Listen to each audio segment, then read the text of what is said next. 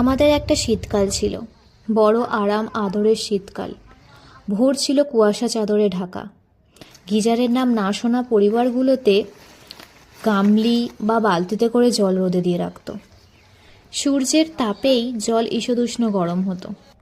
ঠাকুর ঠাকুর করে মাথার মধ্যে একমগ দুমগ জল ঢালার মধ্যে একটা চ্যালেঞ্জিং ব্যাপার ছিল। দুপুরের রোদ পিঠে লাগিয়ে উঠানে কিংবা ছাদে বসে লুডো খেলা বা অঙ্ক প্র্যাকটিস করা ছিল। বার্ষিক পরীক্ষা শেষ হয়ে যেত, তাই সবাইকে আর আড়াল করে নয়, সবার সামনে গল্পের বই পড়া ছিল।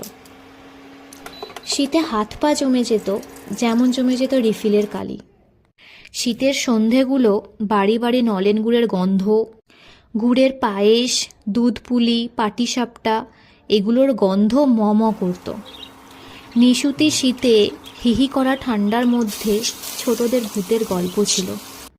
হাসি নয়, ছিল, আমাদের এরকম একটা শীতকাল ছিল।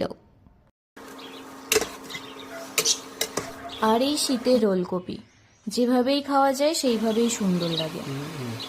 আর তার ওপর সেটা যদি নিজেদের বাগানের চাষের হয়, তার স্বাদ আরও দ্বিগুণ বেড়ে যায়।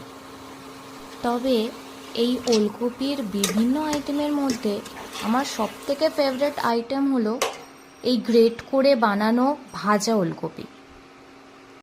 শীতকালের এই হরেক রকম সবজি যার স্বাদ শুধুমাত্র শীতকালেই পাওয়া যায়।